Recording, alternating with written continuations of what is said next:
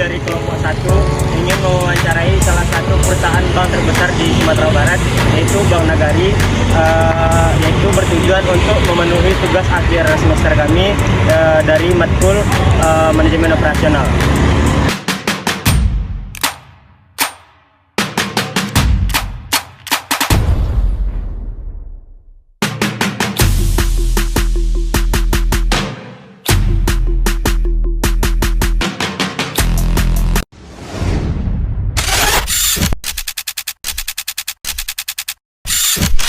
Syukur kepada Allah SWT atas segala rahmat dan nikmatnya sehingga kita dapat berkumpul di ruangan yang namanya ruang budaya atau ruangan podcast yang digunakan untuk berbagai kegiatan, rapat, meeting, pertemuan, termasuk hal-hal yang bisa untuk memberikan intinya untuk memberikan kemajuan bagi Bank Nagari. Nah, ini ruangan serbaguna, ini adalah ruangan budaya yang kebetulan di sebelahnya adalah ruangan divisi hubungan kapital. Jadi budaya itu diorganisir oleh divisi hubungan kapital. Jadi budaya Bank Nagari itu, kalau teman-teman adik-adik lihat nanti di beberapa sudut tempat Bank Nagari, termasuk nanti jika ada yang singgah nabung atau ke kantor Bank Nagari, itu sudah ada logonya AM Star, budaya perusahaan Bank Nagari AM Star.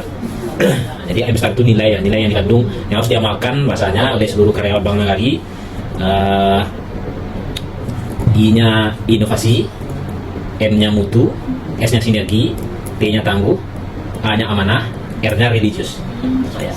Jadi nilai-nilai itu yang diamalkan nanti oleh seluruh karyawan Bank Nagari dalam melaksanakan pekerjaan, baik berhubungan dengan nasabah, internal maupun dengan pihak stakeholder lainnya.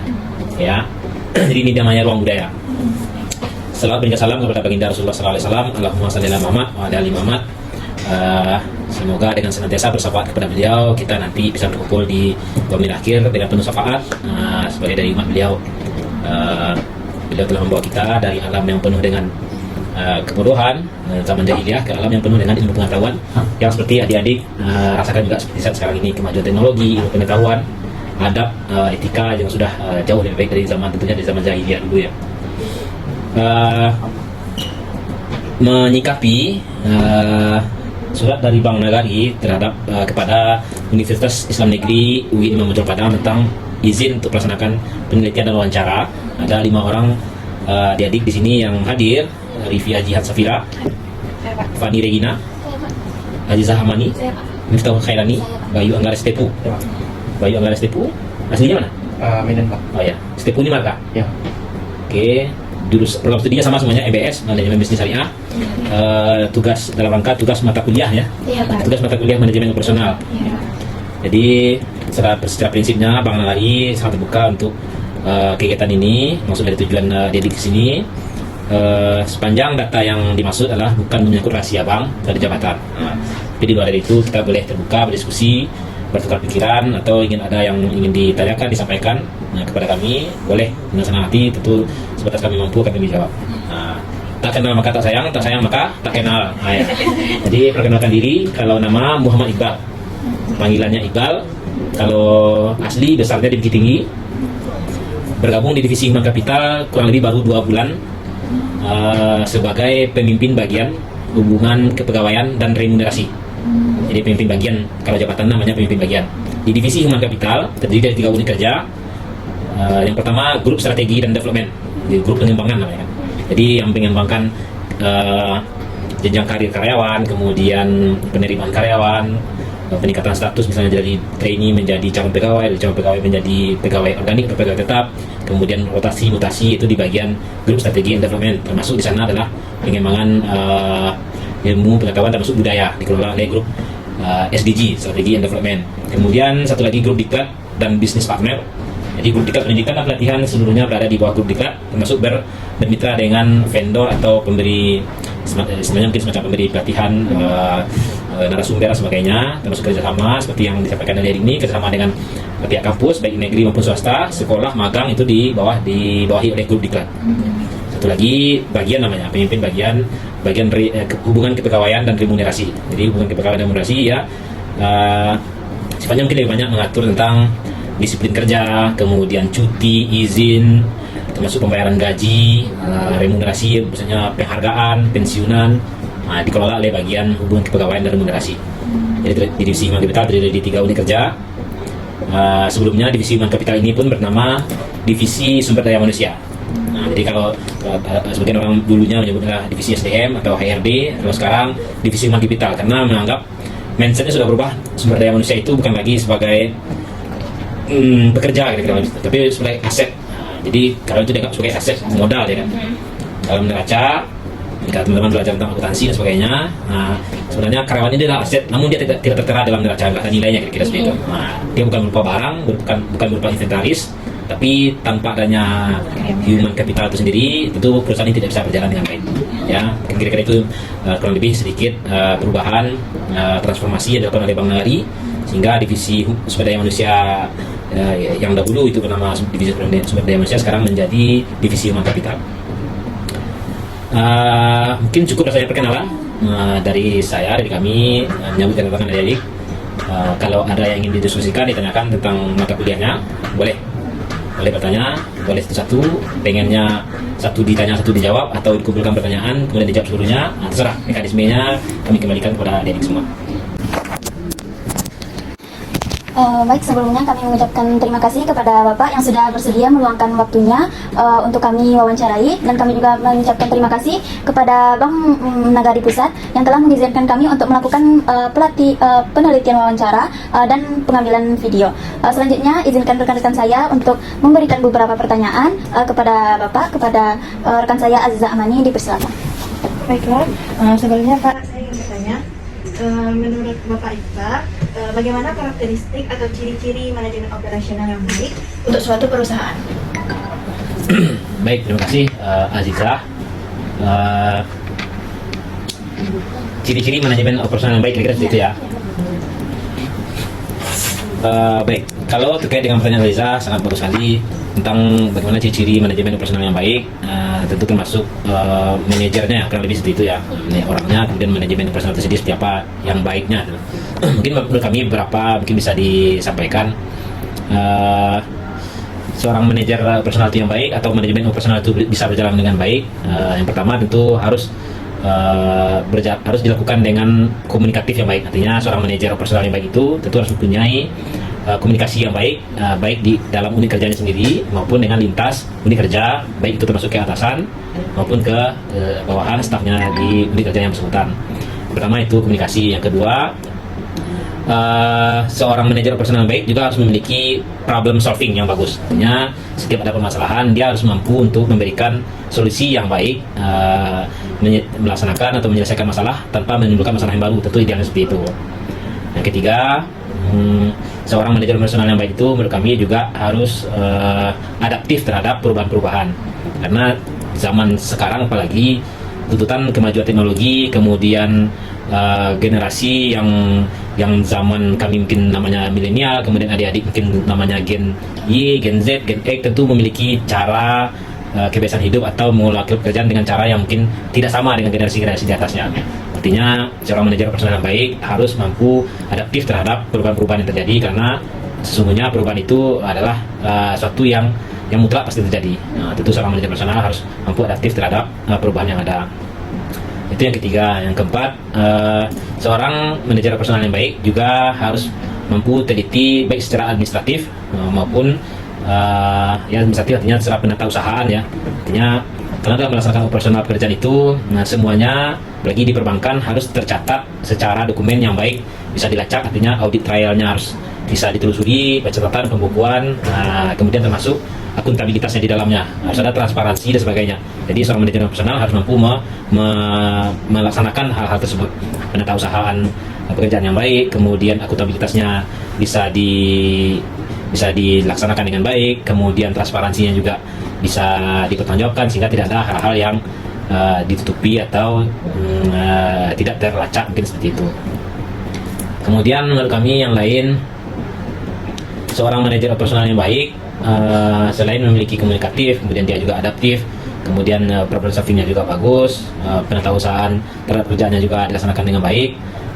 Seorang manajer operasional yang baik juga harus memiliki visi dan misi yang jelas, artinya dia harus berorientasi kepada hasil. Karena dalam melaksanakan pekerjaan, jika tidak jelas hasil atau ujung yang akan dicapai, tentu pekerjaan itu tidak dapat dilaksanakan dengan baik.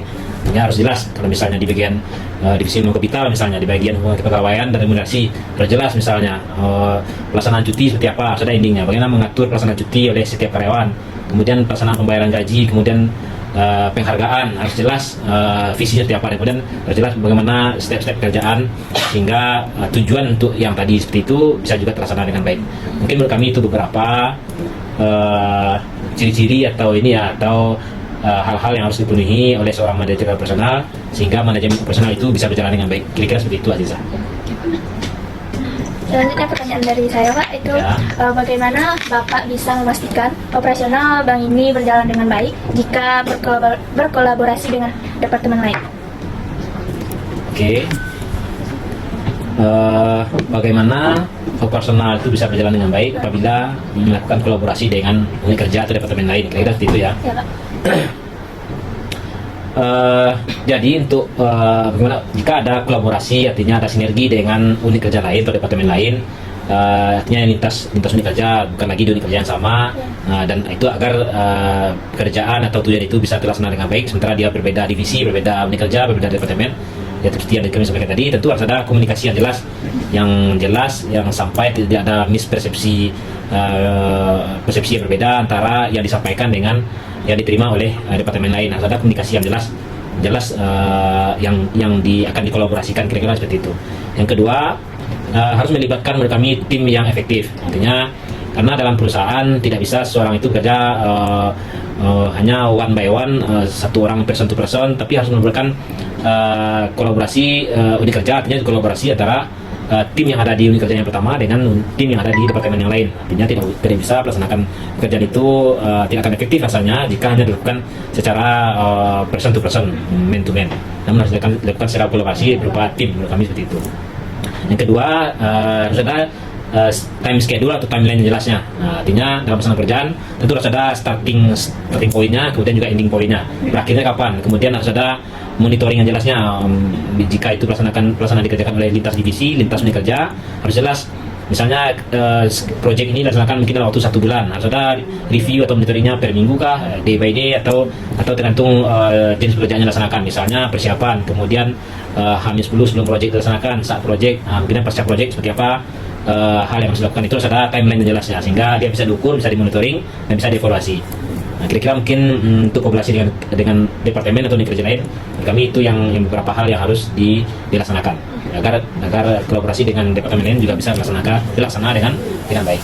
Ya. Lanjut ke pertanyaan Boleh, selanjutnya Pak. Apakah setiap tahunnya ada kendala atau hambatan dan bagaimana cara Bapak mengatasinya? Oke, kendala dan hambatan itu tentu pasti ada.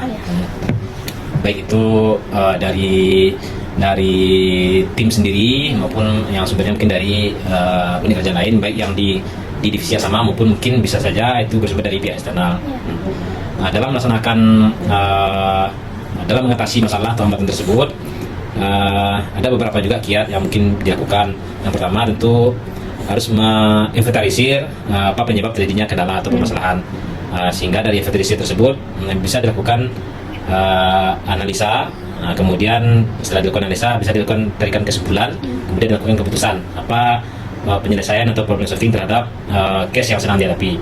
Karena menurut kami, saya di hubungan kepegawaian dan remunerasi ini selalu menanamkan kepada teman-teman bahwasanya terhadap seluruh pekerjaan, terutama apabila terjadi hambatan atau kendala, step yang dilakukan itu menurut kami cukup 4 tersebut saja. Pertama diidentifikasi, yang kedua dianalisa, yang ketiga disimpulkan, yang keempat ambil keputusannya. Jadi stepnya jelas begitu. Ada permasalahan, apa masalahnya, kemudian dianalisa apa yang harus dilakukan, opsi-opsi dan sebagainya, kemudian kita tarik kesimpulan. Dari kesimpulan tersebut bisa dilakukan, kita ambil keputusan.